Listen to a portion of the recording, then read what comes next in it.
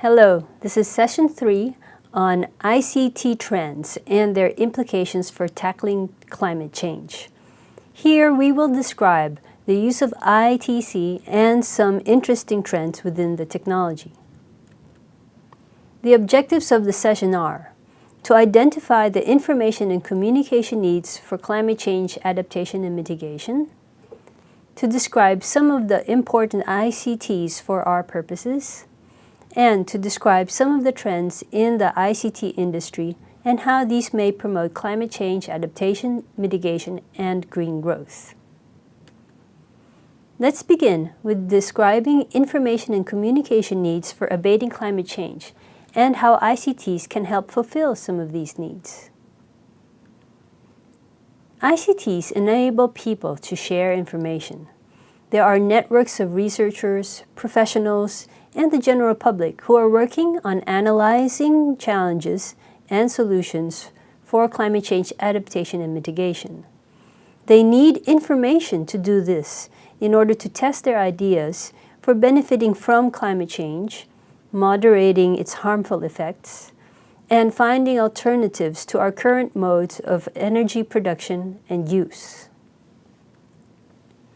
Such information needs include data about climate and sea levels, data about the environment, data about energy production and consumption, climate change trends and projections, vulnerability profiles of people, communities, economic sectors, and finally, the skills and knowledge sets needed for climate change adaptation and mitigation. Now, even as information is being shared, we must also be mindful of why we need to share it. There is a model called the hierarchy of effects. It theorizes that if we increase what we know of the world, we will change our relevant attitudes and be more inclined to take a desired action. So, if we understand why and how the climate is changing, then we will be more favorable of preparing for our future, and we can start acting on the steps that have to be taken now. Part of the challenge is that climate change information is difficult to communicate. Just as a glass may be seen as half full or half empty, reading or hearing about climate change may lead to more eco-friendly behavior or not. I know climatologists and climate risk managers who still drive cars that pollute, don't recycle, or don't switch to energy and water-saving devices and practices.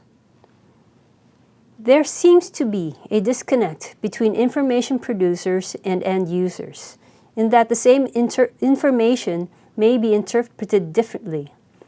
Even if we all agree that we need to do something about climate change, we may have different ideas about what to do, how to do it, and when to take action.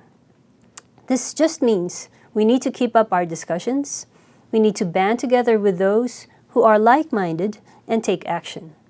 ICTs can help us to discuss and form networks among researchers, professionals, and the public. What about you? You've heard me talk for a bit about needing to behave right. Are you willing to do it? Surveys may tell us what you are more inclined to do. Majority of people who took part of a global survey on climate change done in the year 2010 found that a majority save power, reduce their use of water and plastic bags, recycle waste, bought energy-efficient devices, and personally looked for information on climate change. What about Asian youth? A survey from 2007 to 2010 found that they can influence what their family buys.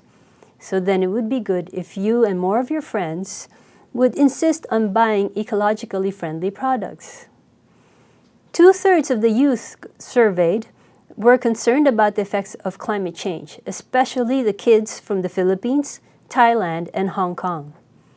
But only a minority have taken personal actions like recycling, reducing wastewater, reducing the use of plastic bags, and purchasing green products.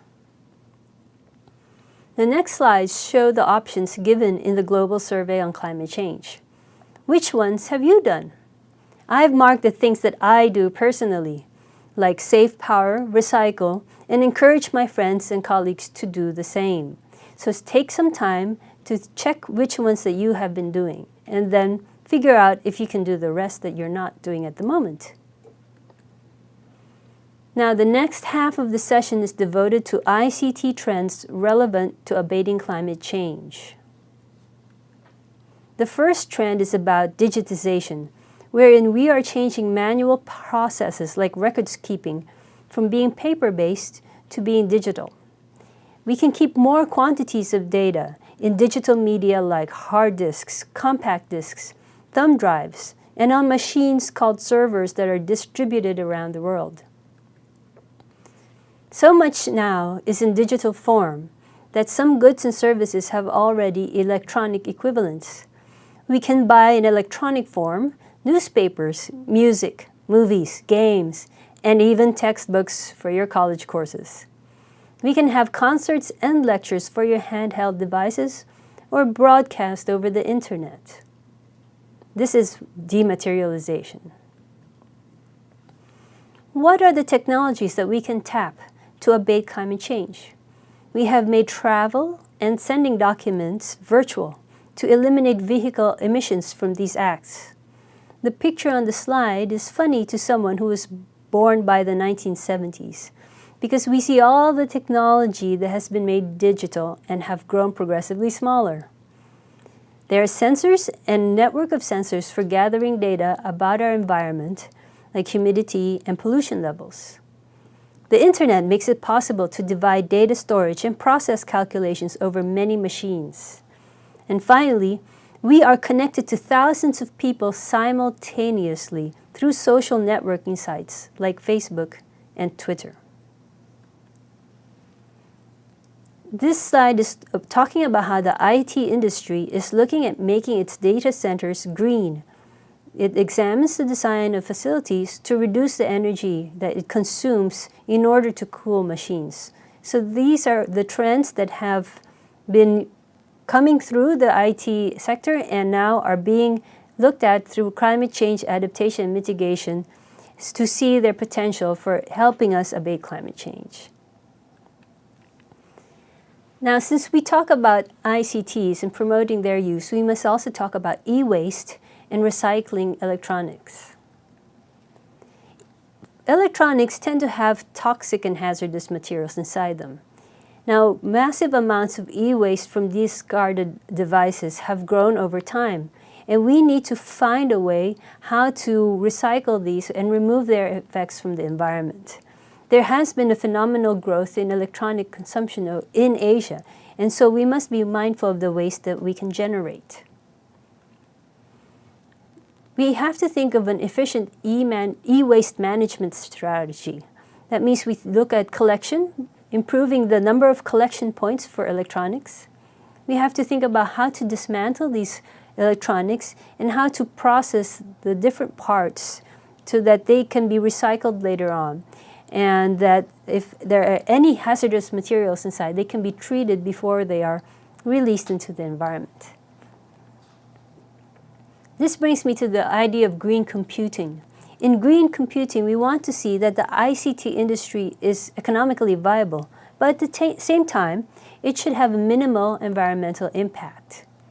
This means that from the design, manufacture, use, and disposal of ICT equipment, everything should be green. And for this, the industry has developed certification centers like APCICT and Energy Star. So the industry is policing itself to find out which of its practices are ecologically friendly and then promoting these through standardization.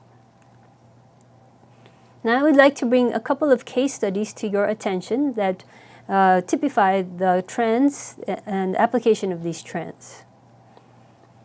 In 2009, December, there was a big meeting of several countries to talk about climate change in Copenhagen. It was the 15th session of the Conference of Parties to the United Nations Framework Convention on Climate Change.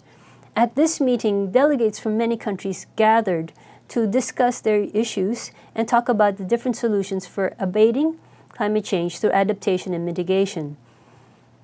In addition, there were about 250 hours of meetings that were conducted virtually without the delegates having to fly over to Copenhagen. Instead, they used telepresence facilities, or what we would call a webcam plus an internet connection in a quiet enough room, and the internet. They used this setup to be able to discuss with each other and exchange ideas. This way, we are able to promote a lot of involvement of many stakeholders from many different countries with minimal cost and minimal emissions of greenhouse gases into the atmosphere through travel. A second case study is about recycling of electronics in India. They have responded to their national environmental policy to reduce waste, to recover and reuse material, extract valuable components from electronics like gold and copper, and then to promote recycling companies that are using safe practices and regulate those who are using polluting practices and hazardous practices. In order to help this policy along, a project called We Recycle was established in 4 cities of Delhi, Kolkata, Pune, and Bangalore. They set up an e-waste collection point in the major points of each city. And then from these collection points, they would gather the electronics and bring them to the factories where the e-waste was being processed, dismantled, and then the valuable materials recovered. Now, the informal sector workers who are usually involved in this manual dismantling of the e-waste, they were given training on how to do it safely, to protect themselves, and how to ensure that the processes do not pollute the environment. So this project looked at everything from how the e-waste was collected to how it was finally dismantled, and to make sure that the efforts were standard. So to summarize, the points to remember from this session are the following. ICTs are needed to help communicate the information and actions for climate change adaptation and mitigation. Digitization and dematerialization are important ICT trends that promote efficiency in the use of energy and resources. Finally, be conscious about how ICTs can generate e-waste and that there is a need to recycle electronics. I hope you found these trends interesting, and these will be the basis of the applications that will be featured in the following sessions after this. Thank you.